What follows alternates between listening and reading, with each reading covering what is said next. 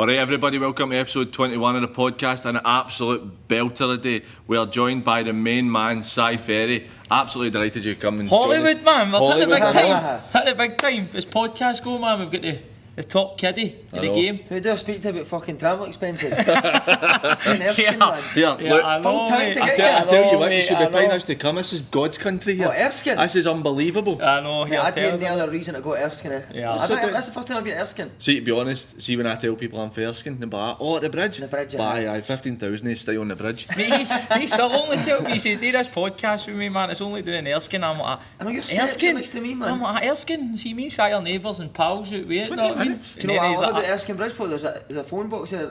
It's got a Aye, the Samaritan direct stuff and all that. And aye. Is Do it? you know that? Now, do you know what they had today though? See the old Kilpatrick side? They had to put up fences because people kept landing in people's gardens.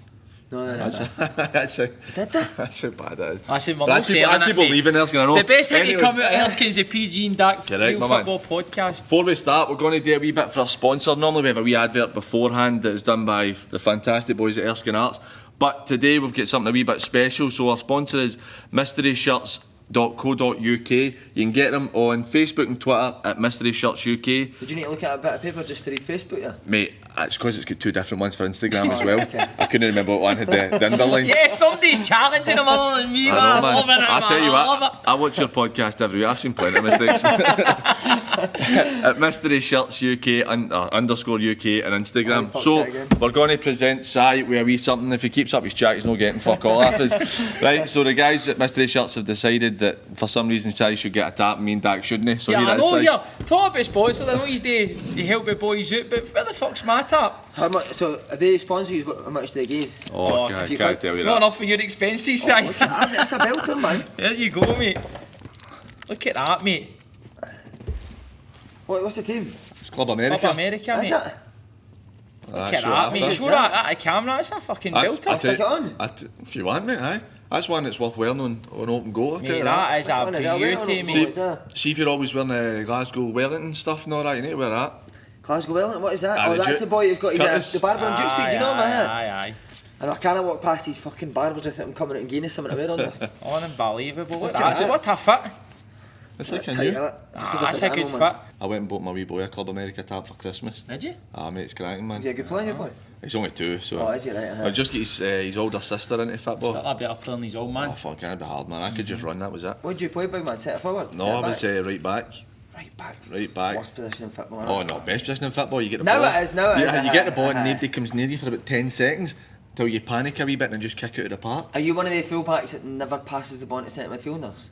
Just No, kicks it down the line? No, I was. Doing the- the channel. Doing Doing the the channel. channel. I just like to run. I didn't pass to anybody. I just No, you wanted want to the kick ball. it and run past people. Sometimes I just leave the ball and run. You know what I mean? They But don't do that enough. I know we're kind of getting off topic, but they don't do that enough. Pass the ball. Who Not how many full-backs? times See- Mate, full-backs, eh. every full-back I've Even played plays goalies. with a fucking Sometimes iPad on. goalies don't want to See- give the ball to centre half. See, to be fair, I've had to chuck it. I've got no carters in my right knee, but I started playing, I was telling Dak, with the work team. And there's a boy that Dak played with at Ashfield, Ali Martin, that plays at Shots in the middle of the park. So I can't run anymore, and he's my saviour. All I do is just pass into the middle of the park because he takes it all the time.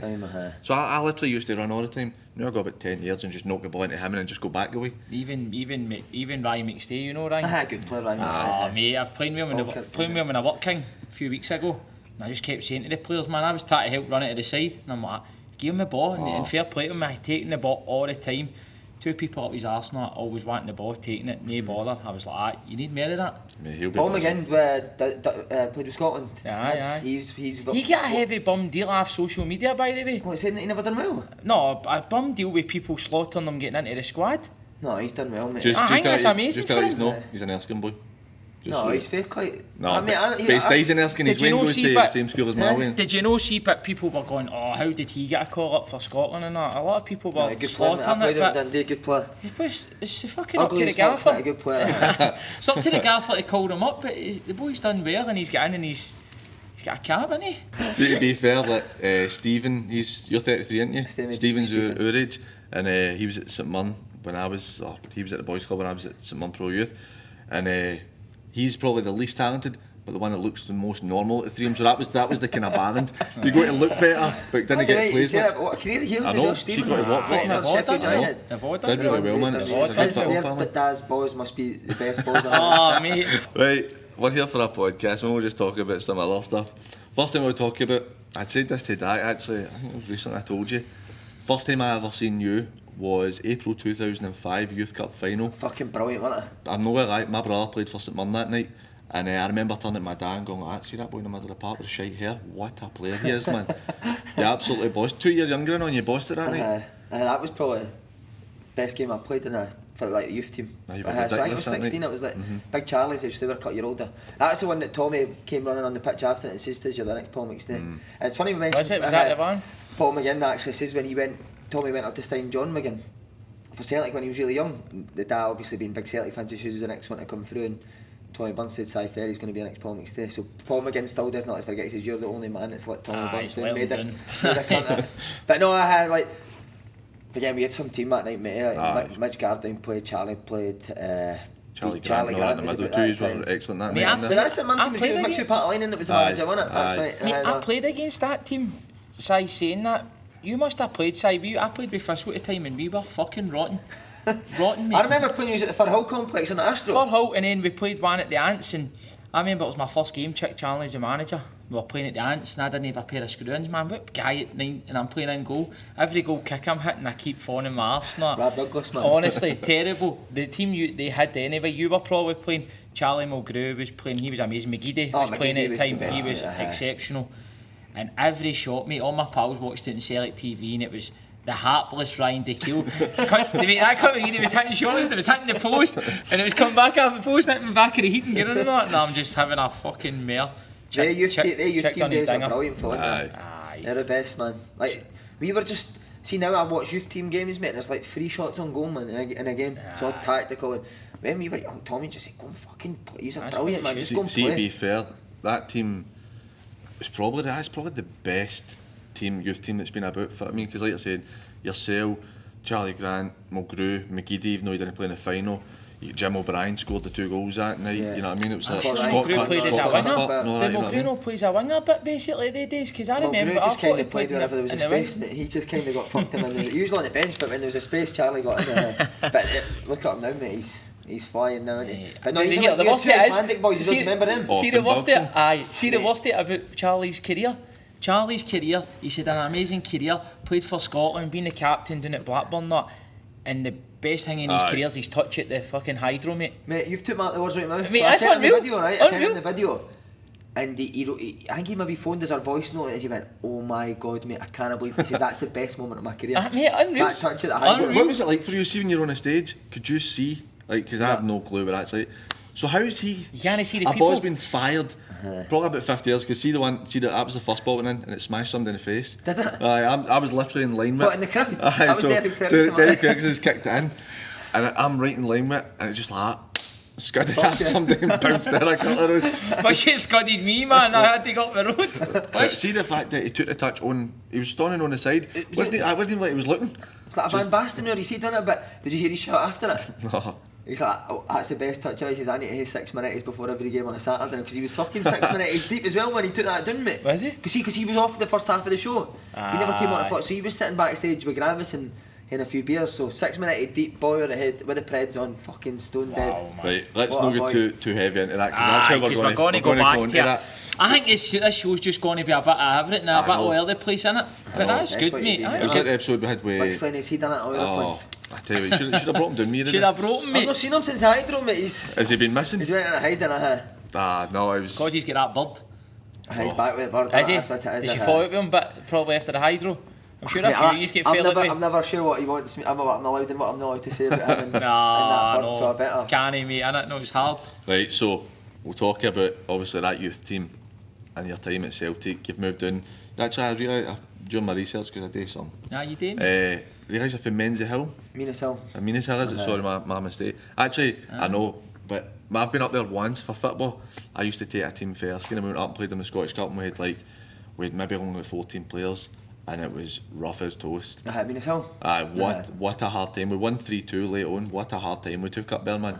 I ended up kind of shiting myself and moving further down the line away from it. Well, where was it? Was it in Minnesota, the pitch? See, it was at school. St John's? I was up higher, and the pitch was kind of like, you had to walk down the hill to get to the pitch on an Astro. Yeah. It was there. So that was probably about 3 or 4 years ago, but they had a good side. Mate, where I'm from, we fucking produced some players, like Jamie Winter, remember, went and played at Aberdeen, went down to Leeds. Mark Fotheringham went and played with Celtic, Fulham. Bobby Lind comes from my area, so Bobby obviously had a good career as well. There's been a lot, mate, for where we were from. Chris Glennie played at a good level, his dad was Bobby Glennie, played with Dundee, so...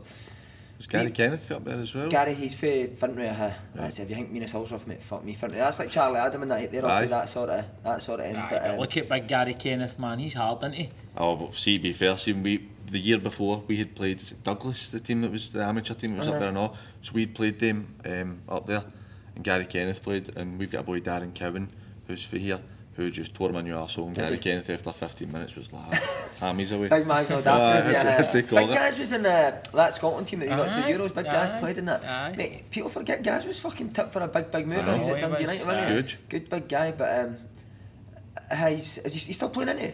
I don't know if he's still there now, but I don't know what he's doing. He was doing the junior rounds up there, wasn't he? He'd put a bit of timber on that, and I think he was just a kind of turning up for football type stuff. I guess what I say, mate. Like, it's a schemes, but I've always got good players coming at them. It is, mate. That's what we done, mate. That's how. That's what I say, man. How often do you see the Waynes out kicking a ball about now? Never, mate. I even say to my wee boy, and I think schools have got a fucking school teacher listening to this. Head teacher. They do, because I said something at the school Waynes once. The school, well, not the school Waynes, but the school. I say to my boy, playing football today at lunch, he's like, nah. I was like, why not? Not allowed. During school time? No, to play at lunchtime. They get 2 pitch days a week. Take him out of that school. Take him out of that school. And do you know why? It'll be so that there's like one primary does it, so it's like 8. Get fucking 30v30, man. That's where you learn in tight areas how to move the ball and get out of these situations. Everybody chased the one ball. Aye, and it's on concrete and all. You're wearing shoes on concrete and you have to work on your touch. And you toughen down, you used to get scalped down and get back up, run about again. How often did you see it when you, like, obviously, you lose a goal, somebody else would have to get in?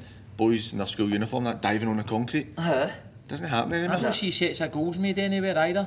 When you used to drive about and there was people who would just make goals. Make goals, mate. We made goals. We made goals as well. Cages used to make the box. Used to hide them in the bushes so they don't steal them. Aye, brilliant, honest, unbelievable. It's different times. Don't get that now, mate.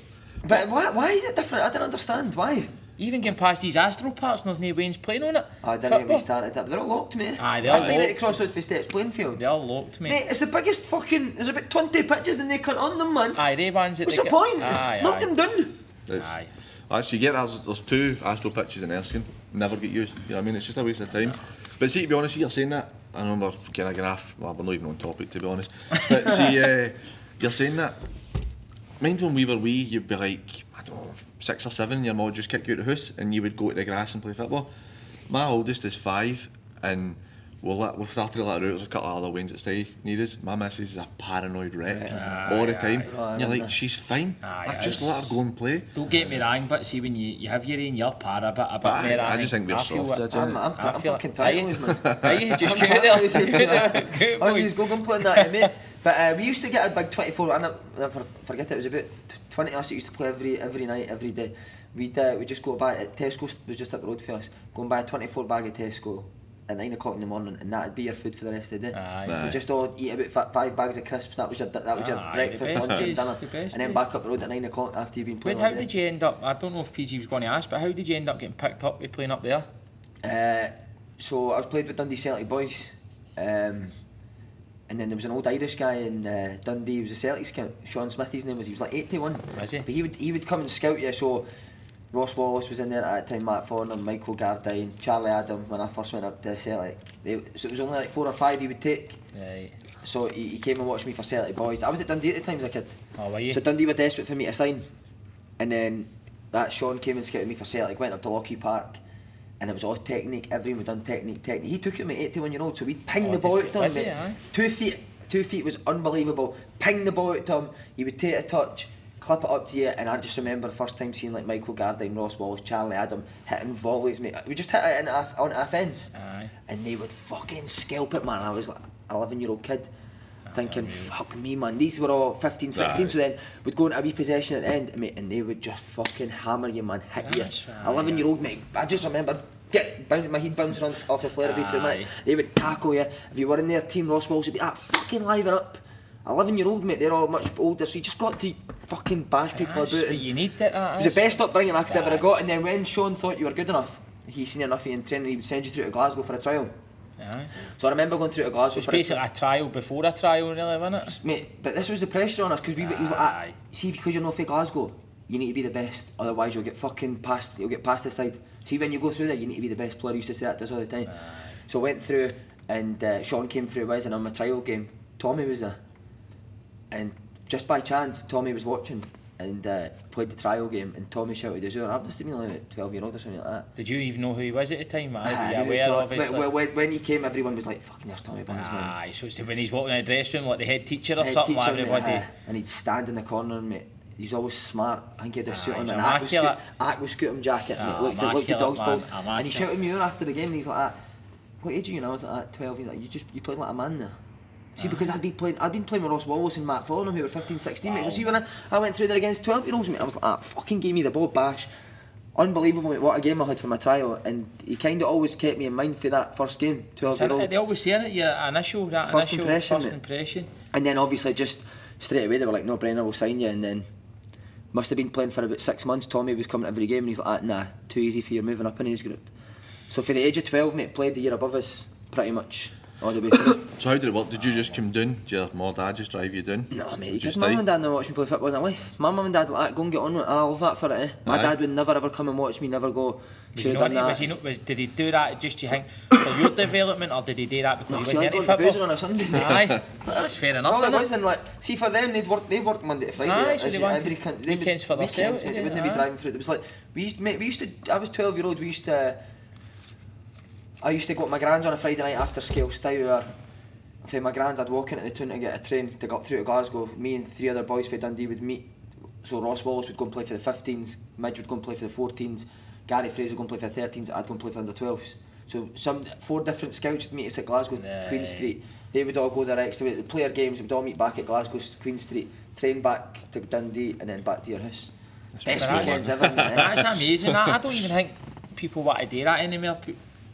People want picked up and dropped off and all that everywhere. Mate, I remember, we used to go through, there was 2 other boys at Dundee in my age group at the time, and they ended up getting released, but they were good guys, Brian Clark, Barry Colvin, so we used to go through and a guy, do you know John Clark, the kit man? His boy Matt, who's now a scout for Brighton and all that, I still keep in touch with him, great guy. We used to go and stay at his house on a Friday night sometimes, or a Saturday night if it was a Sunday game. And right, we've came through here, mate, we've got a game tomorrow at 9 o'clock in the morning, mate. I remember still sitting on fucking FIFA at 4 in the morning, man. Got a game at 9 o'clock the next day. Get about 4 hours sleep, wake up, go play, we'd all play really well, back on the train. But one night this is where my ankle started, my problem started. So we're staying with Clark and he had a big backyard and he had a big massive house up Loch Lomond. He'd always be like, come on, we'll get a game of football, man, 2v2s at the back, because it was three of us and 1 of him. So I think we might be playing like fucking Rangers or something the next day, mate, right? So it's a Saturday night, me and Brian Clark against Martin, the man, and Barry Colvin, and me and Brian are like battering them. And Clarky, mate, being a football player as he was, starts to get a bit of rage, mate, so we start taking the piss in it, mate, next time, fuck you. Mate smashes us in his backyard, and I was like that. Mate, I think I've broke my ankle, man. He's like that. You've made whitey, he's like that. He's took that whitey, he's like panicked. He's like, fuck off, you're fine. And I was like, my ankle's fucked. So he's like, get a good sleep, we'll get back up, mate. I woke up in the morning, my ankle's so like he's potentially the reason he didn't work at Celtic. He still says that to me, I'm glad he says it, because if he's never said that you've called him on it. See that? So we got out the car and Tommy was waiting. Oh no. And you never played? I'm hobbling up and Tommy's like that. And he's like that, Martin Clark, you want to tell me why my best player's not playing today? And he's like, get him up to hospital now.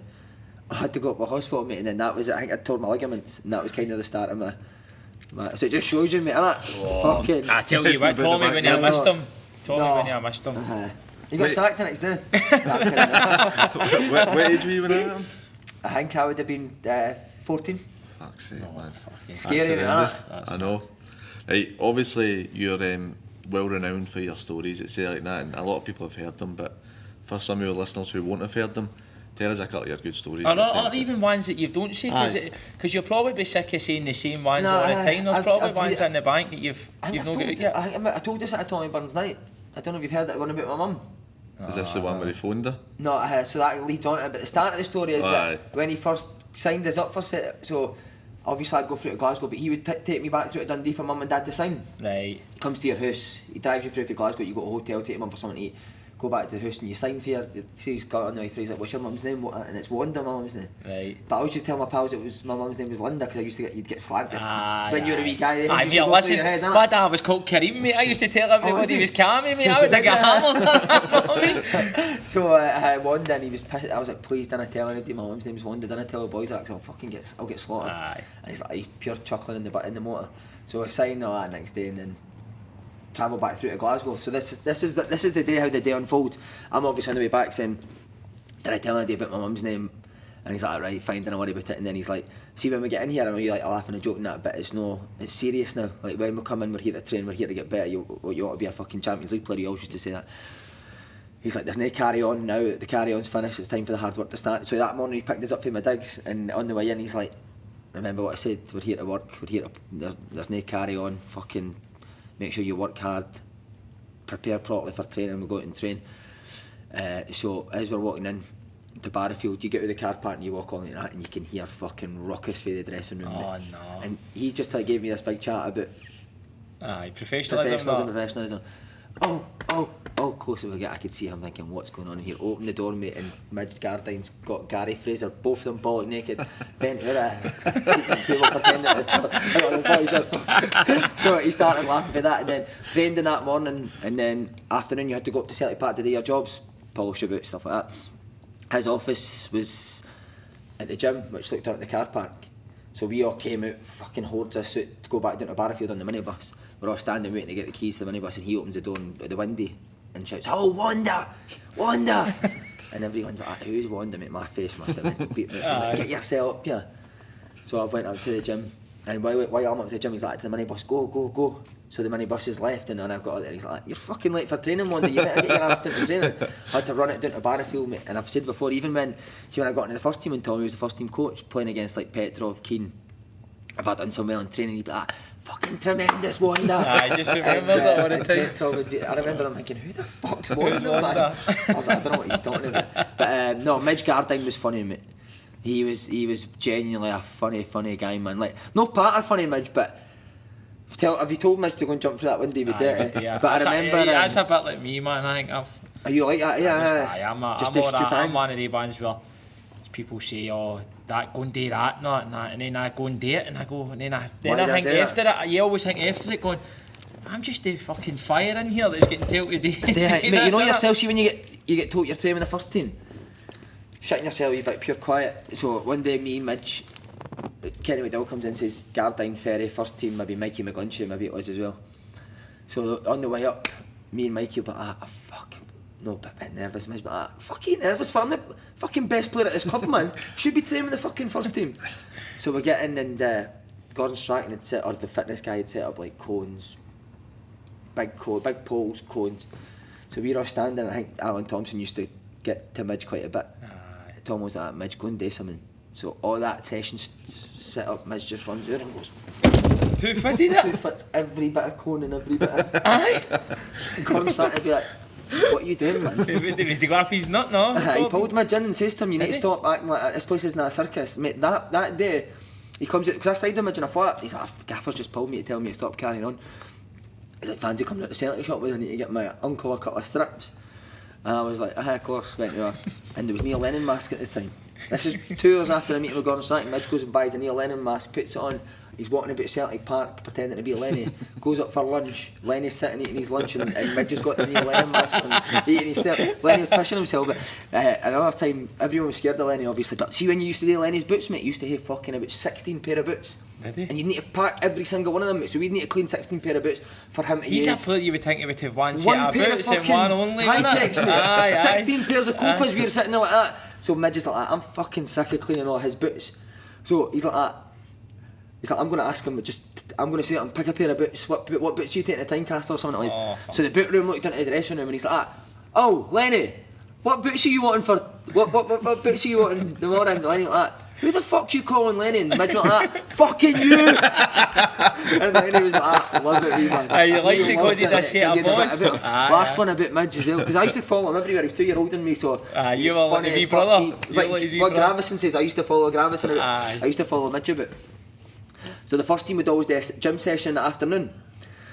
We'd be on after them. So we'd do their jobs, they'd be up the gym. After you've done your jobs, you need to go up and stand at the top of the gym while they finish their gym session. So we all get up, there's about 20 of us standing watching the first team Sutton, Lennon, fucking Petrov, all the big hitters doing their gym session. And we're all standing waiting, and Midge is like that. Why am I waiting for them when I'm better players than them? Doesn't make any sense. And I think somebody says I'm going to do something. So mate, Midge, and again all these big players, Midge, top of the stairs, full gear off, socks, shorts, strip, walks right in at the middle, mate, swaggers in like Conor McGregor, jumps on the pull-up bar, mate, and starts getting up to 24 That is crazy. Every day in training, if you're training the first team, doing the jog round, he would just constantly shout, I'm the fucking best player at this club, man. Just getting them on the first team. Do you think he still does that? Cause he's a legend at Ross County, isn't he? See, to be fair, is he not the appearance holder or goal scorer? A lot of the guys never played at a World Cup. Who was that? I was talking about Guardian, you know what I mean? Did he? No. That's McGlinchey, mate. McGlinchey. Come on, you. Get him up, Dave. Fucking get him! What's that man notes? I tell you, my notes are that good. I've got the Wonder story. I've got Guardian and Gary Fraser pumping each other, alright? Michael Guardian played for Germany in a World Cup. You, man. On you, man. I did that. You carry on. On you go. Carry on, man. So, have you heard on about him doing a shout in the penalty spot as well? No. So we're playing Rangers again. Fucking massive game. At Barrowfield, you've been to Barrowfield, haven't you? Aye. So do you know how the porta cabins are, the dressing rooms, and you get the top parks pitch? And then... But with the youth team, we used to play at the bottom. Aye, down at the grass park next to the Astro. So limit stays like that, just like go down and check the pitch and then come back up and get changed. So we walked down to the pitch and we're all standing in the centre circle. Mate, this was a massive game. Rangers had like Ross McCormick and that, Bob Davis and a good team. Aye. I think maybe Charlie would played in that age. So again, I was with the older team. I think I was on the bench that day. And Midge just standing. He's like, I'm fucking bored, man. It's like, Eddie, he's there something like, mate, what are you talking about bored? They're playing a game in an hour and a half. What do you want to be happening like? And he's like, 10 hour ahead, I'll shout in the penalty spot.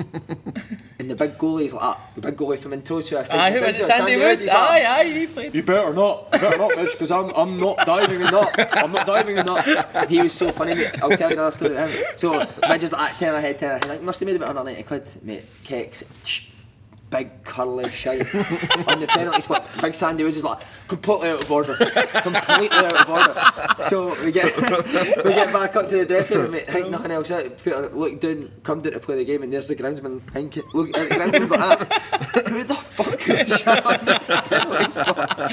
Oh boy, Sandy Wood, mate. I shared digs with Sandy Wood, and he had that mad Montrose accent. So every night we stayed in the digs where the food was terrible, man.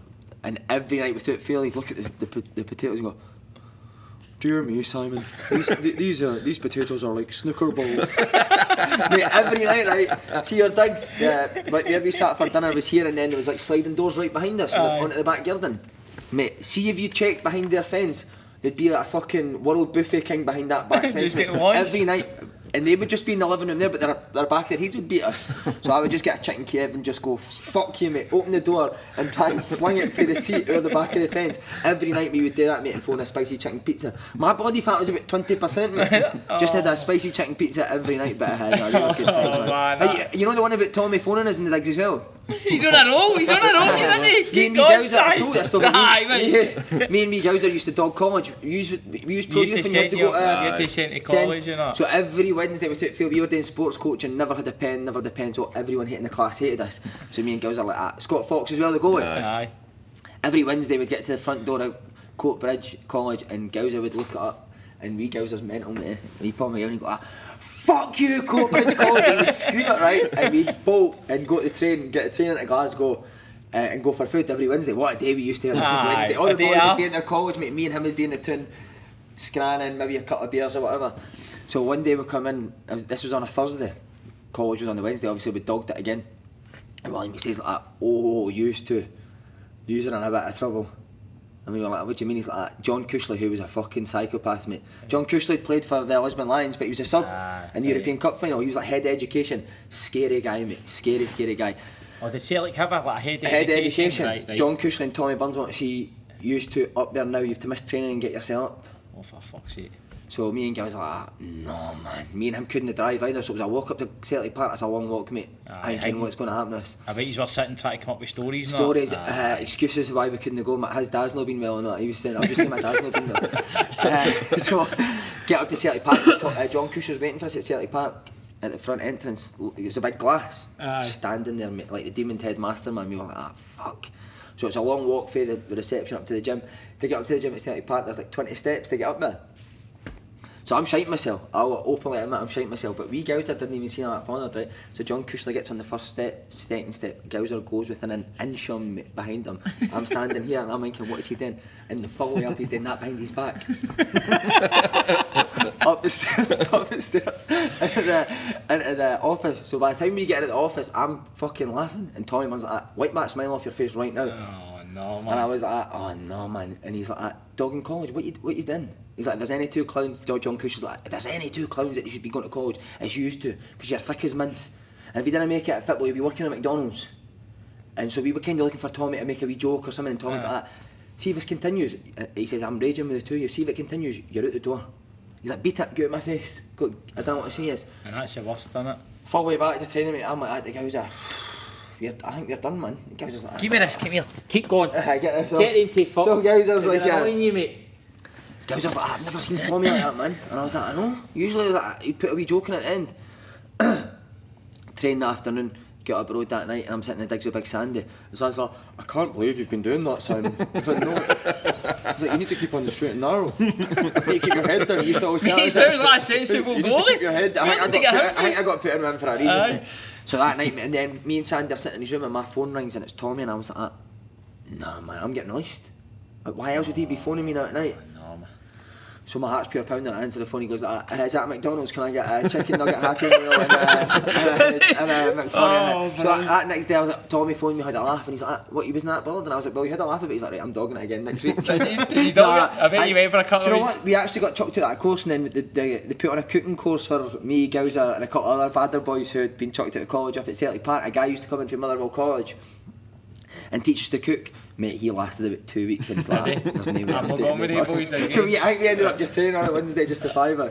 Yes. But that's bad, so stick in if you do go to college. Stick into school. And there's Simon Ferry having a go at the teachers and the education system. The thing is, I don't even think you realise what they did with bringing the boy cooking in. That was just to get you ready for McDonald's. I think that's what the thinking was, eh? We used to wear a McDonald's hat, it was weird. But mate, I wish I did see that college course or not, because when I stopped playing I ended up fucking delivering kitchens for like 6 months, mate, because I had nothing else. So if you are at a college course, do it properly, man. But see when you're young and you're in that environment and you're in the football environment, you do think you're going to make it, don't you? So you're not thinking about life after football and that. See, our youth team that you were talking about, we never got beat, mate. Nah, I think maybe for 2 years we won the league twice, the youth cup twice. I think maybe if somebody wants to pull me up for a lie, I don't think we got beat. I think I remember when we were in it, because it was. I think I remember we were in it. Fuck, I think he's worth no far off undefeated. Well, I think you and Charlie Grant and Mother Park, and you kind of touched on it slightly earlier with the Euros in 2006, the 19s. And you went to the final against Spain. I remember watching that. Me and my mates were watching it in the pool bit at Escape, getting bevied up, watching it on the big screen. That's a good team, see, when you seen the players in that. Well, see, to be fair, right, I'm going to. Who was in it? Snoddy was in it, wasn't he? Snoddy was in it. Right, He's can you name the team that started in the final? Fletch was suspended, wasn't he? Nah, he didn't play. Fletch was fucking brilliant. He was brilliant. Yeah. I remember playing against him and that wee Jinky for Hibs. They were good. They two were stickouts. Every time Jinky got the ball, he just did step over. Seen Albert how good Fletch was. He was scoring headers. I think he scored a header into me for 20 years now. I'm not saying that actually highlight his career because you scored a header for 20 years. Mate, I've never seen a fucking young guy header a ball like that. I love Fletch, mate. I still speak to Fletch now. He's a fucking great guy, man. So the team would have been Andrew Cave Brown right back. Gary Kenneth, Scott Cuthbert centre backs. Nope. Got Scott Cuthbert. Gary Kenneth was on the bench. Oh no, it would have been was he? He was on the bench. Who would that have been? Jamie Adams. Jamie Adams, aye. Left back Lee Wallace, Yep. who was fucking brilliant. Aye. Rolls Royce. Right mid would have been McGlinchey. Yep. Me, Charlie Grant, middle of the pitch. Ryan Conroy left mid. Yep. And then I'm going to say Brian Gilmore off Callum Elliott. Callum Elliott played, but no Brian Gilmore. Who? Doc Dorans. Doran Simone as a sub. It was Greg Cameron. Greg Cameron, good football player, mate. We were 4-5-1, mate. Right, We were the yes. most dogged youth team in world football, man. See, to be fair, but you're looking at how many players in that team went on to have a right good career. Well, mate, Dorans was on Who the was bench. Elliot? Elliot Elliot was the boy at Hearts, wasn't it, with the curly hair? Callum Elliott was brilliant. Aye. I don't know what happened with Callum, because he broke into the Hearts team. He was He ended up got dynamite. like his fife or something, did he know? I don't know what happened. Who's he was managed? really Is good. he managed Aye, junior Edinburgh, is it, team, or yeah. something? Oh, is he a manager? Aye, Aye. manager, Is that's it? right. Aye, manages now. And then we had Archie Gemmell, mate, who was fucking brilliant, man. Archie he used to stand with his hands down his shorts. Did he? And we'd be playing in the semi-finals, so he'd be, he's got his hands down his shorts. While we were playing it, He was doing a we'd all be Joshua- looking at us, so he does, but fucking getting a laugh while Doing we the were running the about. Josham Low before Josham Low was doing it. Sniffing the boys. What is that all about? But mate, I remember that tournament. It was in Poland, wasn't it? And they said every trip we used to go away, they'd bring like a chairman for like Clacknacuddin or fucking Forest Mechanics or something. Don't know why, but there would be like a guest on, and that tournament they brought the Clacknacuddin the chairman. I think it was, or he was like the chief exec or something. Mate, me and Snoddy absolutely terrorised him, man. Because his accent. Because he pure got in with the lads because we'd be taking the piss at him and he thought he'd part Aye. it. I remember after one game and he was like, I think Archie Gemmell was so like off his scale, mate. Like he was bitter because he played under Clough. Aye. So like at times you got that to the guy, it was in the changing room, he was like, have you got anything to say? Just pure, you would never expect that guy to get speaking. And I remember the guy going, I thought the keepers played well. Keepers? I thought the keepers. And I was like, keepers? There's only one fucking keeper. What are you saying keepers for? So that was the thing for the full trip. Keepers. But no, I think me and Snoddy got his room number and just the phone number and just terrorised him for a full week, mate. But no, they were great days. Great days, mate. What was it like being away for a tournament like that? 'Cause you lost the first game 4-0. PK scored a double that night. Did Piqué not score 4? Was it 2? He scored 2. Right. Boy Bueno that was at Real Madrid. Bueno, scored, that's right. And Suarez at Atletico Madrid scored the other one. Piqué was a fucking joke, mate. See, Piqué, he hurt his hamstring after about 15 minutes of that game, right? And he was hobbling about playing. I think he maybe came off at 10 minutes to go. And they were 2 corners, mate, and I've never seen somebody header a ball. Gary Kenneth, I think Gary Kenneth was man marking him. Gary Kenneth, big boy. And Piqué was just like that. Bang! But see, we stayed in the same hotel. Is that when he went to Man U for there, I take it? Or was he at Man U at the I think time? he was at Man U. Tell you, him and Ramos are the best looking centre-halves you could ever see in your life. Amazing, that. Unreal, mate. Mark Reynolds was letting him down on that. Aye, he's fucked up. Aye. I think Reynolds was in that He team was as on well. the bench Considine, at was the Considine there? No. He couldn't get in the squad, Considine. But Spain were in our hotel, and that night they beat us 5-1. We were demoralised, mate. We were like, we are fucking crap, man. But they, including first team football, mate, that's the best I've ever played against a team. Aye. Where the first game was like, I don't think we touched the ball, mate. Mata played in the hole. He was a fucking shambles, man. Honestly, Mata was like, who is this guy? Do you know the old Bergkamp one? Derby dance, mate. He done that about 5 times in the game, and just in the middle of the pitch, balls out, I get tight, and he just spins it on me. I'm like, what the fuck's just happened there? They were like a different level, but they beat us 5-1 that night, right? So we were all sitting pure depressed. PK, mate, up to the bar, 10 bottles of beer on a tray, like that. See you later, lads. Just dicked us 10 beers up to his room. Must have just sat and spanked 10 beers. Oh, So I see, thought people you were saying he was going to buy used 10 beer. he You went wind up even beers. Enjoy being missed. I'm got a beer to drink 10 beers, man. Oh, brilliant. Must have had a bird up in his room with 10 beers or something. Shakira up there, not But he just looked like a movie star, mate. Oh, if he does still, But didn't then, he? mate, honestly, see that final? We should have beaten them, eh? I remember. I missed a sitter with about 10 minutes to go. I still hanging about in a one-on-one with the goalie, hit it right. I'm fucking devastated. So that was what, 2-1. Doran scored the boy Bueno at being Real, who scored in the first game. He scored a double. But I can't obviously remember the game particularly well, but I remember basically we're all at that. Have you been at Escape with the pool bit at the far end? So there's hundreds of pool tables and nobody's playing, everybody's just watching the game. And obviously because you were all about our age. Was it on BBC Scotland? I can't even remember. I think it was on the main telly, wasn't it was on the telly, aye. So we were all watching it in there and nobody's playing, but see for all me and my mates, because you were all the same age as us, it was like fucking, we were buzzing off it when we scored, there was pints getting fired all over the place and that. And then he's fucked it. I know. Archie Knox was there as well. In fact, Walter Smith came to the final, mate, 'cause he was Scotland manager at the time, gave the best speech I've ever heard before a game. Aye. I can't actually remember what he said Was in he the talking speech, about the but keepers? I'm talking. Imagine him, Walter Smith, keepers. Have you got anything to say? I can't. Sorry, I've worded that wrong. But I've never went out to a game thinking we're going to win as much as that.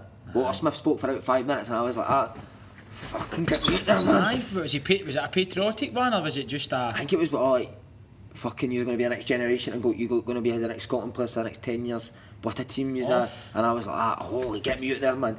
Played really well, mate, but beat 2-1. Devastated. Some achievement, you still got to run it up. Nah, mate, I've no medal. I've lost every... I get steaming after... we won the League of Swindon, mate. Went out that night. All my pals through for Dundee. That was the story. My mate ended up getting his stomach pumped at 6 in the morning. You heard that? I had balled out to the paramedic. He had my suit on.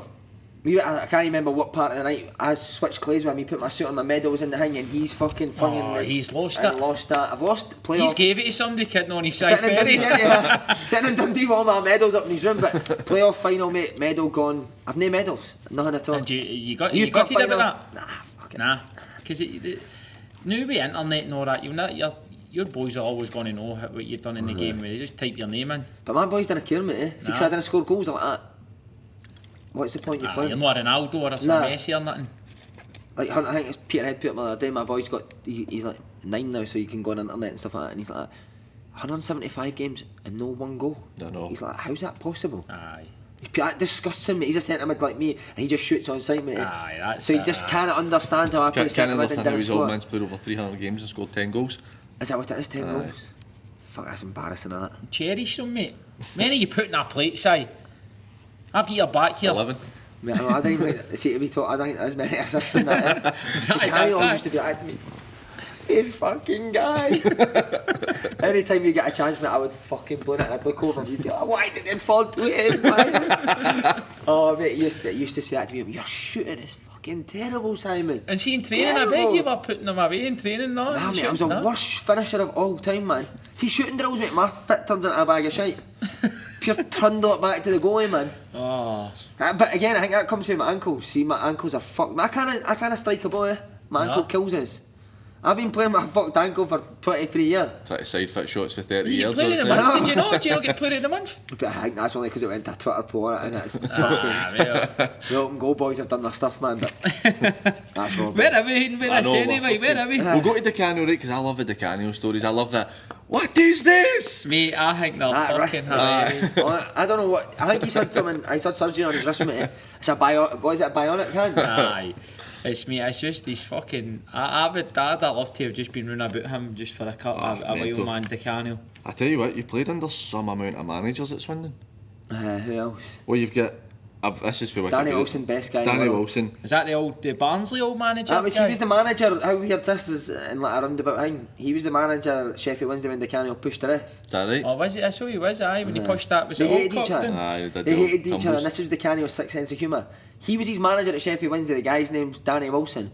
Danny Wilson then gets the Sheffield United job, but Di Canio didn't like the way he handled him pushing the ref situation. So we're playing Sheffield United, and we're all saying, the gaffer doesn't like Danny Wilson, man. I wonder what he's going to say, if he's going to mention the team talk. He's like, tomorrow we play against Dennis Wilson. And I was like, mate, you know his name's Danny, man. Are you just doing that to like degrade him, man? And it is impossible Dennis Wilson's team can beat my team. It's impossible, lads. He cannot beat me. Well, he ain't got beat. But he used to call every... Did you hear us at the Hydro? I've never said this on a podcast. Every game, like, if it was any sort of... He used to get so nervous for games, mate, right?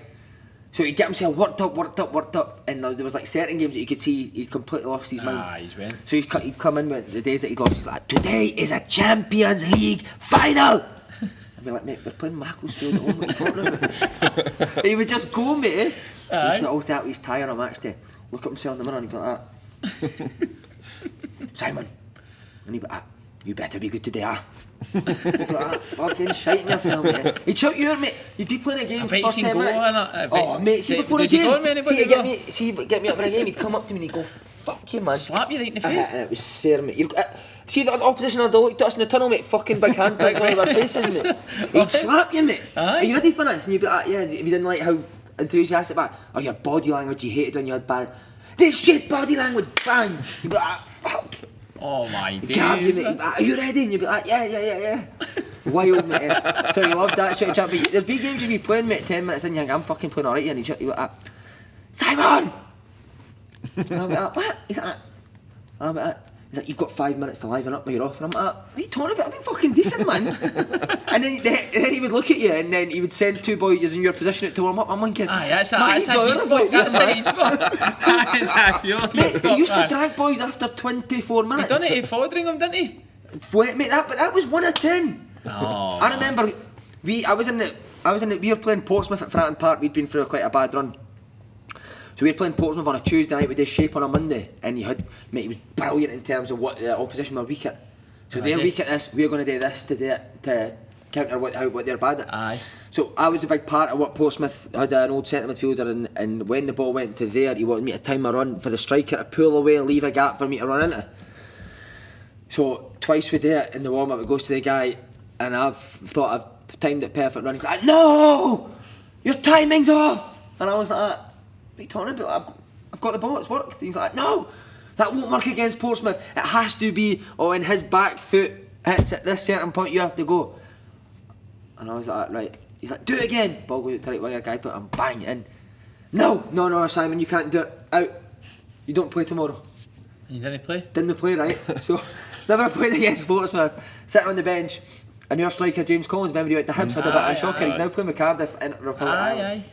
So, it was shite being on the bench, mate, but it was good because you could watch him, mate. Aye, was he trying to do what you were meant to do? No, Collins is playing up front. He's playing up front. Right. But I'm sitting behind Di Canio. And I think James Collins maybe gives the ball away once. Gives it to him, he's like that to these 2 strikers. Go warm up. 14 minutes on the clock, mate, and I'm thinking, nah, can't hook somebody after 14 minutes, it's impossible.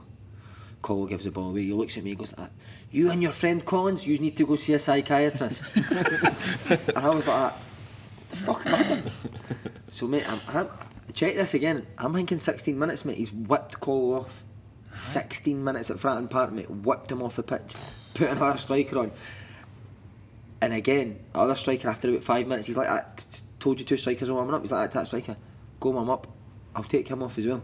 He was going to sub after 5 minutes of being like, he was ruthless. I think it was me, but because you were successful. I would get me as if, I think in the dressing room, I thought that wouldn't get you success, because I thought you would all be sitting. Scared him, mate. Everyone was scared him. He's a scary guy, mate. See, when he gets in your face, he can fight like fuck. I've seen him hit the bag. Aye. In the gym, he used to hit the bag. He'd shout on a Friday, tomorrow is a Champions League final, and he'd just start letting him the bag. He's in with ultras and all that, but what about that and stuff? But was it one of the ones that you all but it worked, loved mate, him? That you all loved him, but because if you're getting hooked after 15 minutes, if I hooked a boy in the West of Scotland, our Shield team, after 15 minutes, I'm fighting to get him back, or I don't think, or he's going to have a major fight with me and probably never like me ever again. I suppose it helps with Di Canio being Di Canio, like playing with all the teams he played with and how good he was. It's because of character being mentor, all people have probably. But the good thing about him was it wouldn't matter if it was like a 17-year-old kid or a 33-year-old. He was doing it. He just done it without you seen. Aye. And you just got to learn that if you didn't do, and he would not. This is what was good about Di Canio. He'd whip you off after maybe 24 minutes. And see tomorrow, he would treat you. There would be no like. No tension. No tension or that, mate. You just kind of knew like this is what it is. Just get on with it. It's not a personal. He's not doing it personally. No. He's just doing it. I suppose that kind of goes back a wee bit to what we were saying earlier about people being kind of softer and all that. Now, that's our generation grew up with when you're in full time. First team players would come in and batter you and all that, just for the sake of it, and you had to just take it because, well, what else are you going to do? And management allowed it to happen. Now I'd imagine. Or it used only full time at Peterhead, but I imagine when you look at young boys in that, they couldn't take the absolute caning that we all took years ago. No. So I suppose it's a different mindset, and that was about 10 years ago you were there as well. So but again, see the more I look at it, like you're saying that about. See if I was Peterhead manager and somebody wasn't doing what I asked them after 24 minutes, I would take them on. Aye. I would. But would you think you would have done that before you played for Di Canio? Nah, probably not. Because you pick things up. But it's not like I always say to boys, lads, make as many mistakes as you want, but one thing you can't do is obviously come and not work hard. And 2, see if you can't take on information, it's going to be tough, man. If a coach is asking you to do something, mate, do you know what I mean? That is true, because it's not hard to do. I feel as if our team now, the gaffer and myself and that, we keep harping on saying individual errors. How many times do you keep letting the same people making the same mistakes? There needs to be consequences for it, mate, doesn't there? Otherwise I'll just keep I think it was Gordon Strachan I heard saying one time he was getting interviewed, and he's like, if you tell somebody to do something 3 or 4 times and they don't do it, they can't do it. Yeah. It's like you That's can't keep telling the same person the same thing without them being able to do it. That's like we played Queen's Park the other day. I'll not name any names on it, but we were playing. I think it was Diamond v Diamond, and he says their two fullbacks are good players. So when the goalie starts with the ball, our two fullbacks, we need to go man for man for the kick off to stop their fullbacks getting it, go right up against. So play high, play high up against their fullbacks. First 5 minutes, the ball goes to their fullback. Our fullbacks, fuck knows what he's doing. Standing 10 yards off, boy runs to him, he goes to him, plays a 1-2 around him, runs through, scores. And I didn't really go mad, but at half time in that game, mate, I were you playing enough? Fucking head. Does Jim, obviously does if you've done it, Jim allow you a bit of freedom, obviously with doing a bit of coaching to Jim always asks about just go in? That's always good. Because obviously I know you've spoken to Dak before when he's bumped into each other and he's squatting in each other's faces at the gym and that. And he said you're talking about how you're quite moany. And this is something like me and him have spoken about where, like, when I was coaching, to be honest, I behaved like a fucking lunatic. It wasn't healthy the way I behaved and talked to boys. I mean, I had one of my last games, a guy who's 29-year-old, and I'm telling him I want to crack him in the jaw because he's no tractor runner and all that, you know what I mean? Just stupid stuff that I would never ever say outside. Unfortunately, he knew that anyway because he'd probably leathered me. But see, when you're in there, what's your personality? Because obviously you see telling the stories and the fun and then the open goal, it's a lot of fun. What's your personality like as a coach? Totally different, mate. Aye. Intense, I'd say.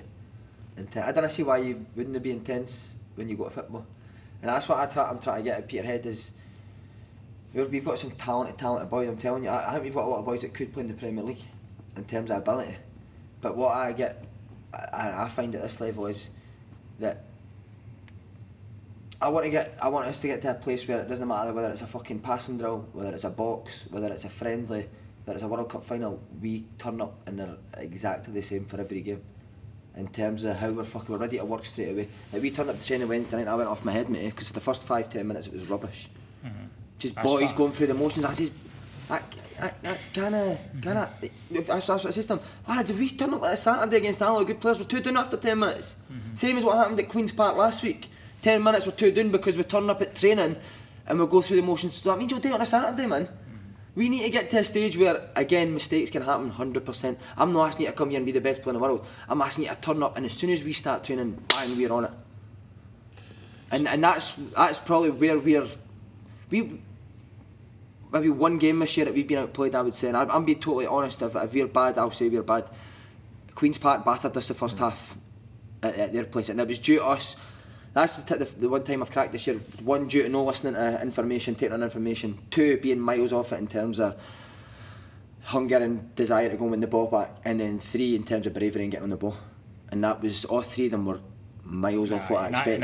And that's what I can't accept. That's my 3 principles that I must get. If you give me that and we get beat, I can 100% accept it. But I can't accept us getting beat through a lack of effort, through no taking on information, and through a lack of bravery. They're the 3 things that I ask for. And if I didn't give that, then I'll let them know that it's no. See, you're looking at it right. But again, sorry, on the flip side, mate, see when they do something well, I'm very quick to praise. Because I think that's important. See, like, obviously, the level you've played, it's been excellent, right?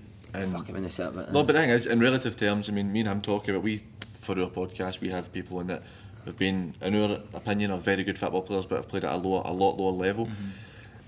Obviously, you tell the stories and you've got to carry on. It's literally, as daft as it sounds, it's like I'm talking to a different person from 5 minutes ago when you were telling that's stories. Aye. So see, like, something I always ask managers, and Dak knows I've fucking spoken about this hundreds of times, where see as a player, my attitude wasn't it stinking? I worked hard and stuff, but my attitude was stinking in the sense that I would throw wobblies and it'd be an art form of chucking it. People like, you go and smash somebody and it's just an art form of chucking it. You've obviously, you know what it's like.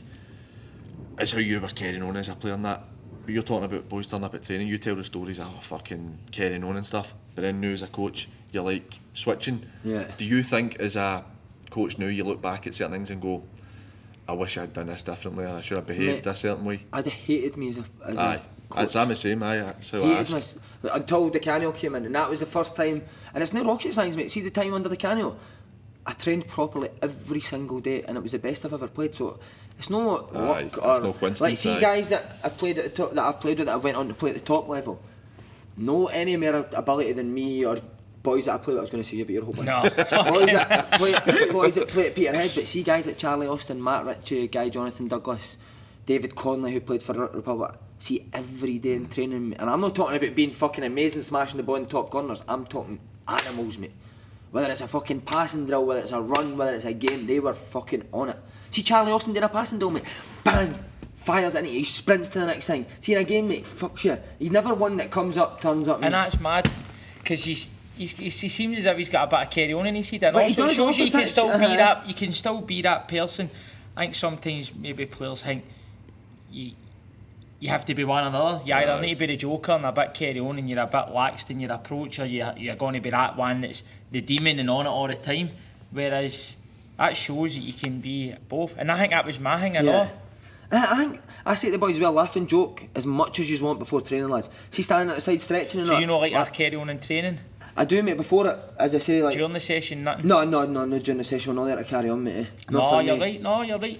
I like listening because obviously you've played at a level, and my way is I like to be about the dressing room, getting a laugh and a joke, so the boys are comfortable with me. But when it comes to training standards and that, and I know people think it's mad, it's only Ashfield, but I do lose my shit. I want to stop. I stop it if I'm not happy, and I let the boys know I'm not happy. It's funny. But if it's running well, as you say, they get the praise. But sometimes I think I can see the boys going, but it's try to read me in it, because 1 minute you want to carry on and the next minute you're not, so I don't know if... We have the laugh and joke, right, because Slaney's half he's not right, and Dak does a lot of the mental stuff where I just sit here and I just ask questions and Dak goes fucking mental, and everybody knows Dak is mad. But me and him managed against each other at amateur level. Me and him are screaming and shouting across the park. We're mates, fucking almost as if we're going to have a fight at the end of the game. But that's what the attitude's like. You have to be able to... different. Again, it's different I'll for us. shake every guy's horn after a game, but I'll have a ding dong even if it's at the side with him. It's one of the ones. It seems a bit daft for us saying it because we're at a much lower level, but I think that you realise, see, once you've stopped playing, you're like, I've made an arse of this. I should have done certain things, and you're like, you want boys to do well. Boys would be like to me, "Oh, you days moan." You're like, because I want you to do well. For you, I'm doing it for you. I didn't shout at Peter. I didn't shout at your players for my benefit. It's not doing it. I'm not getting paid. You don't enjoy doing it. I'm doing it because I think it's the way to improve them as people and as players. Do you know what I mean? I'm not standing spawning and shouting for the sake of it because I like the sound of my own voice. Fuck, I hear enough of that. I know, I'm doing it because I think that's what they need at that certain point. On the flip side, when they do something good and I praise it, I think it's because it's deserved, and I'm not putting on an act, and I'm only doing it because I want everyone to see Si shouting. It's because I think it's the best for that player at that time, and that's what he needs. But again, that's what I try to get to our players, mate. Whether it's a fucking podcast or whether it's a fucking day in the kitchens, mate, why would you do something and no date to the best 100%? Because see, at night, mate, I kind of sleep thinking about my career. See, if I'd gave it my all and done it exactly, and then I'd maybe no reach the heights that I could fucking accept it, mate. But now I think I could be sitting here with such a fucking easier life, man, if I just applied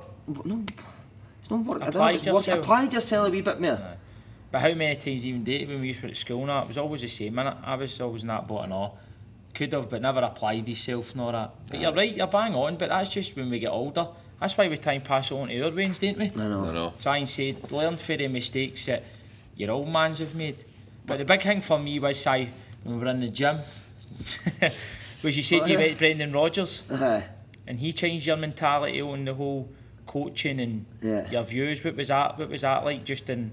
Do you know what, mate? See, he done an in-service day with us with coaches, and usually when you get in-service days with people, they'll come up with a notepad and a folder and read off the sheets. He stood up, mate, and says, "Ask me anything you want and I'll answer it." He spoke. This was after about a 2 hour talk about how he sees the game being played, and you're like, wow. Unreal. And then he answered to it, and see, he must have talked for about 3.5 hours, mate, and not one word was out of place. Never stuttered, never misplaced a word. The way he talks, the way he carries himself. Went out to training pitches, said, "Do you want to come and watch training?" And that's when it kind of blew my mind, mate. These guys are millionaires, and this is what I say to our boys, and I used to say to the young boys at Celtic. These guys are millionaires. Being there, didn't need to. They could easily come in and go through the motions. But see, Brendan Rodgers done the most simple passing drill you've ever seen, mate. Basically an Ajax square, but in a diamond. Pass it there, follow your pass, going, mate. I've never seen an intensity of a passing drill like this in my life. Aye. And that's a difference, mate. That is, mate. That's and then you go to the kids. I've said this on another thing. You go to the kids that night, and they want to get to where these guys are. They want to be in their positions but they do the passing all half-hearted, and that doesn't make any sense to me. See, that's something. I even do stuff with Ashfield boys, and it's like, why am I doing this? Why are we doing this? Because it's so basic. As if it's basic, or as if it's something that's like, why are we doing this? And I'm like, do it, and do it at a fucking standard, do it at intensity, do it fucking with a bit of pride in your work. But I don't know, sometimes I think just players now, man, they're just a bit. I don't know if it's even that's the players. difference between making it. I don't know if it's even players now. It's maybe because we're older, we think we remember things differently. But we all fucked about and did shite and did wee drills you're no ball in your arse. But that's something I've always said to boys I've coached. Like, everybody says they want to win, but as I'll not mention his name, I bumped into him in a chippy recently. So my amateur team, it's amateur level, it's not great, right? But we got to semis of the Scottish, right? My first training session, I had 9 players down at Erskine Beach, and I was like to the boys, I will make you better. I will do everything I can to make you better. The boys bought into it. They worked their balls off it. We weren't great, but we worked so hard. Teams couldn't live with us. So we ended up getting semis of the Scottish. Get put out the next year. First round of the Scottish. We're playing some team for Rutherglen who were rotten. We went to a replay, and I had to play because my right back was injured. And we're running down, and a boy in the team, technically by far the best player on the team, always gave the "this is shite, we need to win," but he didn't have the character for it. 5 minutes to go, we're 1-0 up, they come down on the left hand side, and I happen to look to see what's coming into the box as I'm squeezing in, and he's sprinting back with the centre mid and then stopped at the edge of the box, and the centre mid went in, ball got swung and bang, goal, went to extra time, and I went off my nut and I've grabbed him and I'm like, you say you want to win, that's fucking winning, you have to chase him in. It doesn't matter, you can get on the chat, but see if you're no wanting to tired last 5 minutes, no wanting to go that extra 10 yards, you just let him go, hoped he's not scored. We've all done it. You just let somebody run away and you're like, I hope he doesn't score here. And he did and nearly put us out. And you're like, that's the mentality I think. And that's what, again, it's a good example like you say, because we've got, again, I'll not mention names, but I like to give the players clear instructions before what we're doing today. We're pressing high. So I'm in the dressing room with the boys. It might be the first game of the season we're playing Alloa. Andy Graham likes to take it at the back, takes a wee risk, so we're pressing high, lads. We're right up on their 2 centre backs. Let it go to them and go and press them. So before in the warm-up, I'm like, but in this warm-up, lads, we're doing a wee possession box. Press, because we're going to go here on Saturday, in the game, we're going to press. And our centre-back like that, yeah, but we don't always need to be pressing. If it isn't on, and I said, no, shush. We're pressing. Aye. Don't send mixed messages. I don't know why you want to go and tell everyone what we're doing. That's not your job. If you want to be a coach, go and do your badges, we'll give you a tracksuit. You don't need to play. If you want, but that's what I get now. It's like, no, I just need to shout something. No, but if it's on, no, but I'm pressing. And it's crazy, mate. And it's like, see now as well. You'll say to boys, when the ball goes here, press him, right? But what about him behind me? What? Don't worry about him. That's me. That's my job to go. That's my job to go and tell him what he's doing. 100%. You concentrate on what I'm asking you to do, please, and try and do that to the best of your. But it's always like that is bang on. Do you know what I mean? I've done that with boys in the team. I'm like, you squeeze here there and go and fucking shut that full back. But the other centre half, and I go, fucking leave it. I'll speak to somebody to tell them what to do. You look at Postecoglou, the way he wants Celtic to play, right, with inverted fullbacks and stuff. See, for me, when a team properly buy into it, the manager accepts the responsibility that see, like, you go say talking to Ralston's not technically great, he loses the ball a lot in the middle of the park, that's probably where Juranovic will come in, but Ralston goes in and he's probably got the belief, I'll go in there because the gaffer's told me if I lose the ball then Guardiola says it himself. I've told everybody what to do their job. About John Stones, have you ever heard him talk about John Stones? When John Stones was making all his mistakes and he was getting hammered off social media out of the team, and he was going, I'll always play him because he's doing exactly what he's trying to play with what I'm asking him to play. Belief. And if I keep taking him out of the team when I'm telling him to do that, what's that going to say about my principles and me as a manager? If I'm taking a guy out and he's trying to do exactly what I'm asking, he's made a couple of maybe mistakes or misplaced the pass, but he's trying to play the game the exact way I want it. I have it with, like, and then look at him, he's kicked on. I have it with like wee Tiny. Like, I don't know if you didn't know, you're still in too high at the level at the time. My mate Paul Stewart's a good player, he played with Montrose and that for years and played junior for years. So we're in a group chat, we were all pals for school, and he's so old fashioned in football, it's unbelievable. Like, you just got to get it long. You're like, but they've done that, worked that out the back 8 times out of the last 10, no been an issue. It's like, you want to moan about the one time it doesn't work. These guys do that because they've complete faith that their manager says, that's the way I want you to play. So you have less fear, you make a mistake, everybody just accepts, well, that's how we play, and you make a mistake. But we're kind of no way to hold on. But management, quickly, you want to get into it? Don't know, mate. I do want to be a manager, but if I'm going to be a manager, mate, I'm going to do just managing. So I would never do the podcast and be a manager. So if I was going to be a manager, I'd be 24 hours a day. Even though it was part time, mate, I'd try and be a full time manager. So just kind of the way Open Goal's going just now. It's too good. Be stupid to turn to kind of leave it to go and be a manager for 500 quid a week. I was going to say, especially with football is new, it's no. I love it. That's my passion, to me. I think if I could be anything, it would be I'd be a manager. But you're only about 33. 33, mate. Plenty of time, you know what I mean? Jim's brilliant with me. He lets us obviously take the training, so which is brilliant to get a 33 chance to take a first team training. Obviously, Jim picks the team and stuff like that, which is quite rightly so because he's been there and done it. But that would be good, wouldn't it, to get a bash? You always want to test yourself. Of course you do, mate. Moving on, because we're conscious of time. I was going to talk more about Open Goal, but we kind of ended up getting caught up in other stuff. We'll talk about the hydro. Right, we were both there. We've spoken this before we came on. How good the hydro was, and it was amazing, just man. it was a great night. Everybody loved it. What was it like for you? Because I've seen the wee clip that got released on Twitter yesterday where you are all kind of walking about in the back and then you just go up. Yeah. I mean, you must have been shitting yourself. Do you know what, mate? I honestly wasn't right, and I think Andy and Slaney said on the podcast until a minute to go when the guy went 1 minute and you're out, and then the fucking heart went, mate. But again, it's what I've touched on throughout this, mate. We were so well prepared, man. So what is there to be nervous about? Like, see playing under Di Canio, mate, I was never nervous for a game of football because we were so well prepared. Do you know when I was nervous? See, when I played the managers that had no idea what the fucking opposition or what we were trying to do, then I was nervous because I was unsure. But see, when you're sure, mate, and you've worked on something and you've worked at it, I knew it, mate. I was like, this is going to be brilliant, man. Enjoy it. This is your time to enjoy it. We've done all the hard work. See, all the rehearsing is like basically your training. We've done all that. That was your chance to maybe be a wee bit uptight and is that right? Is that joke? Does that joke land? Does that story go well? Now's your time that we've done all that. It's just to go and enjoy it, mate. And that's what I done. See, as I say, apart from that minute when the guy says a minute to go, my heart started fucking pounding. But before that, I was chilled, mate, because I had total faith in the boys. I'd seen them doing it.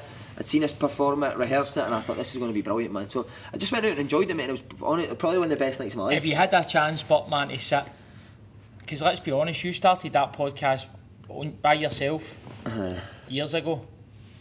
If you had a chance to take it on and look and go, and obviously you're going to be proud. You should be very proud of yourself, but to then go from where you were at the start to walking out in the hydro and sailing out the hydro, man, to a night like that. What was it like the couple of days after it? The night we went to Sanctuary after it, and then me and my missus went home and I just lay in bed fucking staring at the roof, mate.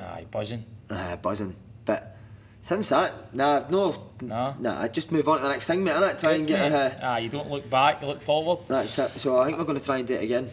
I think having, because you're obviously talking about Christmas time, hopefully, I think having Slaney, Kevin and Andy with you, it makes it much better. See, for me, like, I had to, thanks with you, wasn't it, when I had to do an episode myself, and I enjoyed doing it because it was Keith Lazarus on me and it was a good chat.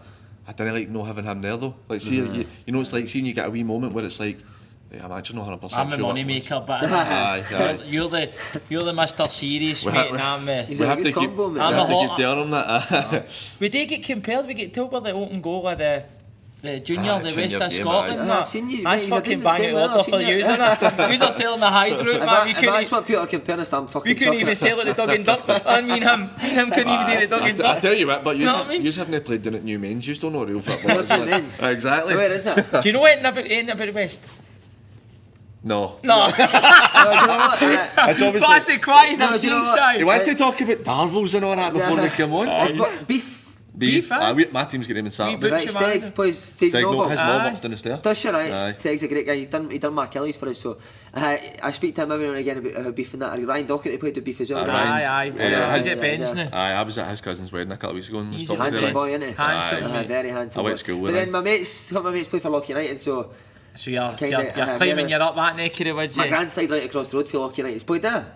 No, I've not been up to Loch. I mean, my brother played up there in the Scottish, but I've not been up there. No, have you not? Nah. So my dad's mate used to own Loch United, Tam McMillan. He had Kia Motors, so we'd go up to the juniors quite a bit when we were kids, because my grandside across the road, my dad knew Tam, so We went much Loch United for a couple of years. That's thing. You've got like Andy Halliday's brother, Robbie plays with Robbie, Nielsen. he's a coach at Thistle So as like well. my mate that I was talking about, Tiny, he played at Nielsen with Robbie.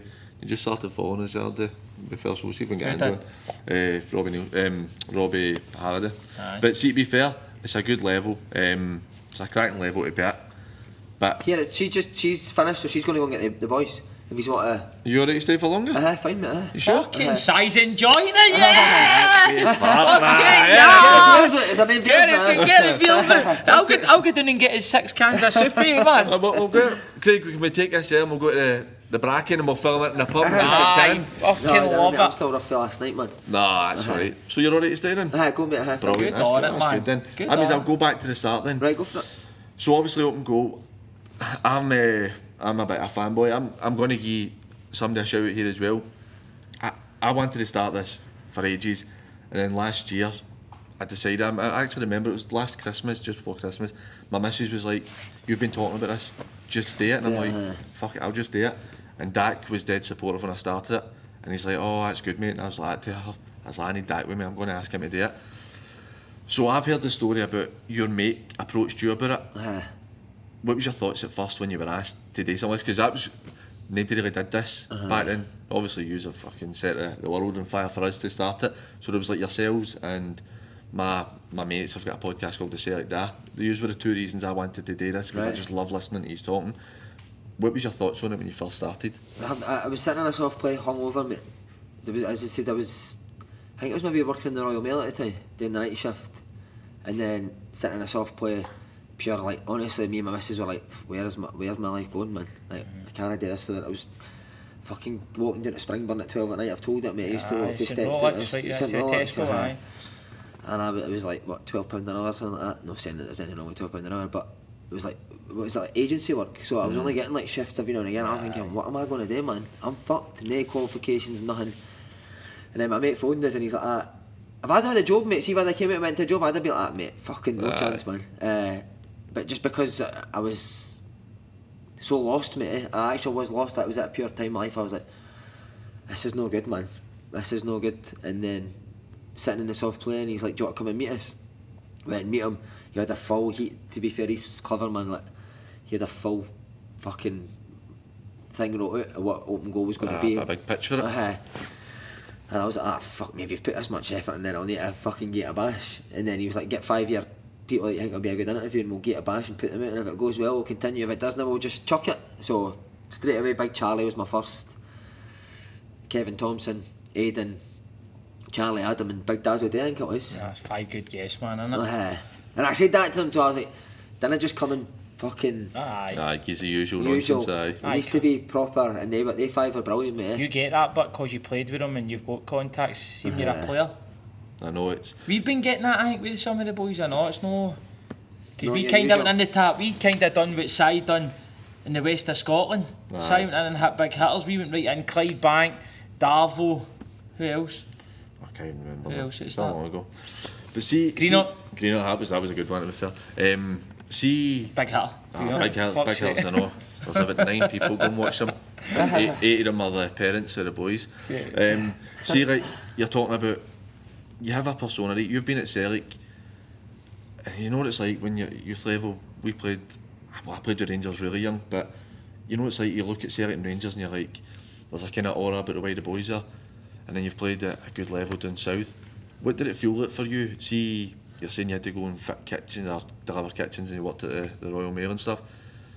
Did you feel a bit embarrassed? Like, no that there's anything wrong with these jobs at all, but you know what I mean? Like, you thought, oh, well, Tommy Burns told me I was the next Paul McStay at one time. How did that feel for you? That would never came into it. I obviously know there's circumstances why with my ankles and stuff like that. Just never ever felt like the same player after I'd done my ankles, but it was purely down to money, mate. Like my kids and 2 kids at the time, my missus obviously took on a mortgage because you're playing football and you're at a certain wage. And do you know what else it was? It was that thing that I'd fucked about too, like especially at Dundee, mate. Like I came back, I moved my family up here to Dundee. He wanted to come back, and I should have gave it everything I had at Dundee to be, and I was overweight. Fucking see what I'm talking about, carrying on, mate. Like, and I was only carrying on to fucking hide the fact that I was doing crappy, and that's what it was. That I wasn't performing in training, and I would carry on to try and look like the funny guy, and I just hated myself at that time, like the person that I was, because it's alright being the laughing joke when you're doing well, at Swindon you're doing well and you're having a carry on before and after training, but I remember just like when I was at Dundee I was thinking, fucking hate the guy I became, man. Like, see, that's fucking and then obviously you're going to the kitchens, and if I gave it my all at Dundee and I'd failed, I probably would have been fine, but it was just always that thing like, you fucked us, man. You've proper fucked us. Like that I trying to get rid of that feeling was hard, man. And then obviously that's why when Open Goal came about, I was like, nah, if I'm going to do this, man, I'm doing it fucking fair proper, play to you, man. Si. Honestly, fair play, mate, because it's fucking good, innit? See, the thing is, it's obviously, I feel a little bit comfortable now. I've got more time. I feel good. There's nothing worse, mate, when you get told you've only got a certain amount of time or something. It's horrible. See, it's good that way. Like, it's funny that Craig, who's behind the camera, helps us. Me and Craig talk a lot, and I'm not gonna lie, I was nervous today. And I was like, PG, I was like, I might be a wee bit late, so just fucking start. If you need bees, I know Si's rush for time. And then he came, man, and I was like, he's standing with Craig, looking out the window as if he's like an old da, looking. And I knew right away, I goes, Si's no here yet. And I came up the stair and I was like, alright mate, and he's like, Si's no here. And he kept looking to the window and he's like, he's not here yet. And I was like, listen mate, Si mate, have faith. Si said he's got to be here. Si does a podcast, Si knows it. And he kept looking out and somebody came in mate, what was it? Somebody came in with a wee Igo more, right? And he goes like me, fucking cunt sold it. The guy sold out a hydro and he's driving about an Igo. I wasn't late till, was it? No, you were here. And he goes, the Igo, and I goes, mate, I can't believe you've said that, Si. Guy opened the door, man. The guy was holding me. The whole football track on, man. I was Gravison. I thought it was Gravison. Morning, Simon. He said, you let Simon. And I thought it was him. What did you get nervous about? What is he getting nervous about? Right, I've been night shift this week, right? So I didn't even. Fuck off, man. No, listen. Blaming a night I'll shift. give you the full story. I've been night shift this week, right? I like to see on the day. I do all my prep and I like to sit down and structure, right? But I didn't get a chance, so I get away from work early. I get home, 5 o'clock I get in this morning, and I've been in the house, and I'm like dead quiet and stuff. Go in the room, take my clothes off, just about getting to bed, and all here's a wee man, Daddy! Like, fuck. So he didn't go, he ended up staying up my missus, and I'm slamming doors and that, taking a huff. You still got your Oh, if nobody knows I do this on it, you've just outed me. Mine say I still do the roofs. I still do the roofing and that. See, to be fair, right, I was nervous, right, because I'd never get the chance to do my proper structure, and we had somebody, no saying that I knew you wouldn't, right, but we had somebody who I really wanted on a while back. We were sitting for them to come on, they do their own podcast, do really well, and they never showed. And I've texted him after, like 10 minutes after I met me, I'm like, you find the place alright, mate? Oh, fuck, I'm so sorry. And that's always in my head. Somebody won't show on it. So did they eventually do it? No, but never asked him again. Really, right? I never asked him again. But no, I didn't like that, it was gutted, but I feel like went after that. But I was just nervous. Just like, I didn't get my Do you prep them? No. Do you prep now, or do you just guys go to in? do that now. Have you? But they write out a wee script for you to go? They'll do the questions, Do they? But then I'll get it sent to me like before and I'll change what you want to ask him. I don't know if I could do that. I'm a pure control freak. But it must be good. Oh, of I course think they'll know that the way that you'll take it anyway, innit? Yeah. With these David Slaney, does he just sit and you He's just a tell him full nothing? spot, so we've started bringing him on interviews, but he hates doing it. Does he? But Because he needs to I be like them proper. better He did like this today, I think, wouldn't you? Could have sat and done what he wanted. Who knows what he likes still. Just let him do I his thought thing. do you know, I actually thought it was Shea Given, man. I thought Slaney was excellent with Shea Given, man. I thought he was asking, like, he was dead calm compared to what he's normally like. I thought he was brilliant, mate. I know, he doesn't like doing interviews, but I think they're much better when he's on them, so he can just fucking get on with it and do it. See, like that, obviously you started yourself, right? It was your mates you were doing it with, so you knew them pretty well anyway, so it wasn't like you had to do a mental research, and you were comfortable enough with it. Like I touched on when Dak wasn't there. I feel like, see if I'm saying something, there's been times, and I don't know, there's been times I've kind of went off on a tangent and I've thought to myself, shit, I don't know what I'm going to say next. And see, as soon as I've stopped talking, he'll just dive in without even thinking about it. Do you feel that's the way it is with Slaney? 100%, mate. I think the 1-to-1, see when you're doing 1-to-1s, it's tough, mate. It's a hard show, isn't it? It's like see the concentration stuff, and then you want to check your notes obviously, but you want to be engaged with what they're saying. Whereas when Slaney's there, it buys you that wee bit of extra time. But I always think if you're going to do an interview, it should be fun, mate. And there's times when it's just 1-to-1 and it gets a bit serious, and you're like, I know. This needs to be lightened up a wee bit, man. So even if you just give him a wee nudge or something, mate, he'll fucking come up with something that'll make people laugh. You know what I mean? Was it your decision to bring him and Andy Halliday in?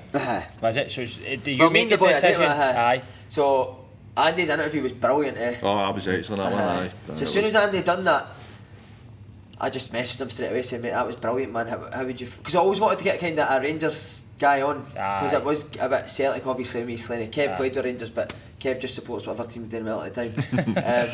So there was always in the back of our mind that we wanted a Rangers guy, but we didn't want to just bring a Rangers guy in for the sake of being a Rangers guy. Wanted somebody that kind That's of a bastard, man. I could have been that Rangers guy. Maybe Would have known me, man. Did he play with Rangers? Did I think Sergio Perini, mate, played right back, mate. That's half Sergio Perini there. Do you like him, man? I used to say my dad looked like Enrico Annoni. You do look like Enrico Annoni. Oh, I don't, man. No, I don't. I didn't. Andy came on. Andy's brilliant, mate. He's good, mate. Yeah, he's good. He's kind of, I think Andy kind of falls in a wee bit more to your side, where you obviously you're more the kind of straight character, even though you have a laugh and stuff, and Slaney just gets to be Slaney. Andy's, I thought, let's see the Hydro, I thought Andy was excellent, where it was, he didn't do a massive amount, but see when things needed put kind of prodded forward. It's like him on a football pitch, isn't it? It doesn't do much, but you miss him when he's not there. But he's not there, and it's just, he pushes it forward at times, and I thought it was great. But see, like, obviously, I'd read this actually, because you do all these interviews with, a lot of them have been your mates and stuff, and I'm talking about me being nervous today. You got nervous with the Michael Stewart one? Michael Stewart, mate. I could see why that would. I'm an SNP man, and I'd love it. I speak to Michael Stewart quite a bit, and which blows my mind, mate, how me and Michael Stewart actually talk to each other. But he's a clever guy, man. He's a clever guy, very clever. But he was probably the one I was most nervous about, because I thought the full time, him and Gordon Strachan, because Gordon Strachan, both for the same reasons, both probably sitting there thinking, this guy's a fucking moron. But that's what goes on in your head, that's not necessarily what you're thinking to. But, and it's funny because you get pure preconceived ideas of people, and then see when you meet him, mate, he couldn't have been any nicer, any pure, made us feel at ease. And I really enjoyed Michael Stewart's. I liked it as well. He was good, so he gets a bit of a hard time, doesn't he, Michael Stewart? I think he quite enjoys it. He's thick-skinned, isn't he? I couldn't deal with the abuse. I just think, see, being in the media, and especially in football in Scotland, I think if you say anything in the favour of either side of the old firm, man, you get hammered. It's a pure. It must be such a hard situation, man. Because I think Michael Stewart, what I like about him is, I know he upsets a lot of people, but I never ever think he's putting an act on. I think what he's saying, he believes that. Aye. And if somebody gives their opinion, then alright, you might not agree with it, but see, at the same time, I think because Twitter and that's out publicly and all those things. You're talking about that. He's never pure nasty about people. No. He says what he thinks, but it's not like it's a pure direct attack at certain people. Yeah. I think he's excellent. See, obviously you've done all that stuff, and then you went into the kind of the carpool type stuff where you're driving about. Who comes up with the ideas? I think we'll have a monthly meeting where we sit and think what can we do next. So we've got another big idea coming up next. You want to see your carpool? Have you done the carpool? Was that Was that Igo? Oh, the Igo, mate. Wasn't it the Igo? We were you were dogging in your motor. Use a big Kev on Jim Jeffries. there. But no, fucking, I had a fucking mean midge out there with the Neil Lennon mask on, man, flinging about. Fake taxi style. No, I'll tell you, Michael Gardine in the motor, when he played with Ross County, I had to delete him off Snapchat. So somebody'd be driving the motor, whoever he was driving up to Ross County with, and he'd be sitting in the passenger seat with a Snapchat, rolled down the window, stick his arse out the window and just shiting. While the motor's going. Fucking hell, man. I remember, have you heard this saying about Midge? I remember playing for Swindon or something, it was maybe Portsmouth, and I came off after the game 5:30, 5 o'clock, sorry, go on Snapchat. Snapchat for Midge Gardine at 3:40. I'm thinking, He's playing. He sent me a Snapchat. So I opened it, mate. He was on the bench for Kelly this day, and he's doing the ball up at the side of the pitch with his Snapchat. Fucking nuts, man. Brilliant. It's meant. See, you've obviously done the hydro, right? Do you you're sitting, where do you go after the hydro? Because that's never been done. Like, Hampden, mate. It's the road to Hampden. Hampden, mate. We would need to buy a fucking hospitality suite, man, for that. Carpool. We'll do a carpool. Just used doing a hospitality suite. No, get the West of Scotland involved. I'll get everyone in there. Mick Kennedy will buy it for us. Cheers, Mick. Cheers, Mick. Mick was actually one of the first sponsors on Up and Go. Aye. Mark Rooster sponsored us at the start. Mick's a good guy, isn't he? Aye, he's never sponsored us, but Mick, what's that? I don't have any chance, man. See the carpool, you might have seen this one side, right? I watch know. it. No, you're not into the hang. How long was it on for? That's about an hour. We did a memories thing, so Dak's old manager, the guy David That's Gregg. David Gregg. See mental. this, if you want to see a character, Is he funny, mate, is he? he's I'll watch it bonkers. tonight. He's a taxi driver, mate, network or something.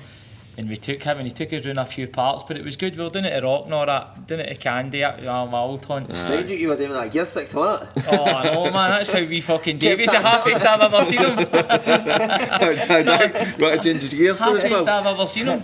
No. We've got two new guys that have came on board, like investors type guys, and they're brilliant, mate. So sitting blows your mind. Like they every 6 months we do like a meeting and we do a big plan of what the next 6 months looks like. And so far, like everything that they've said's fucking hit. So we've got good people on board now, mate. So that's why I've got confidence that anything that they kind of say. Do you need to tell them that you've got today podcast and all that? I've not actually talked about this. Ah, he'll see you's big hitters. Make your man. No, but you mate. Like fucking believe in yourselves, man. Because I've seen. No, you are good at it, man. We enjoy doing it. We enjoy doing Would it. you like to do this full time? Oh, mate. Aye. So what's your plan? What's your plan next? Oh well, we've got our meeting in January, haven't we, Craig? We've got our meeting that we're going to. This year's been very much. I say out in the dog and duck, man, then we'll take it from there, know what I mean? We'll start. We started after the hydro. We'll start in a pub, then we'll I work put our the way up. picture of us up at the hydro, and we started getting people saying, "Oh, day live nights for the West of Scotland stuff and that." So let's see, be fair, something Fucking that'd be funny. everything, mate. Have you done live nights? No, that's we're a meant to be plan. doing one with a club and that, but that's one I don't get nervous. But my nervous is mine. My nerves would be for mine. Fucking, I would feel embarrassed. No, I would feel embarrassed. Embarrassed with what? See if I turned up, nobody was there. No. Imagine me getting out and Slaney's scooter, man, and they couldn't there. Doing wheelies, not nobody's there. Just wee Janet sitting in the bar with Sherry. Good morning, Clydebank, and they couldn't there with my lady. That's what But he's see on the live shows, but he's. I honestly thought it was outstanding. Who's Slaney? I thought it was outstanding. I thought you all were good, and I'm not just. I always do this, and he always has a go saying blowing smoke up,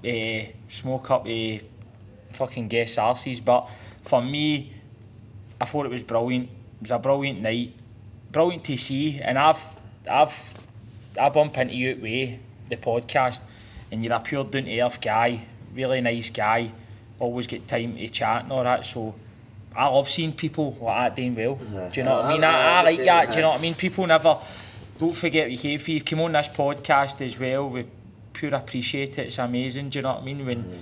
When you could be doing other things. That's the thing. See, just on Slaney as well. Like what we're talking about. Like people probably think Slaney just turns up and goes.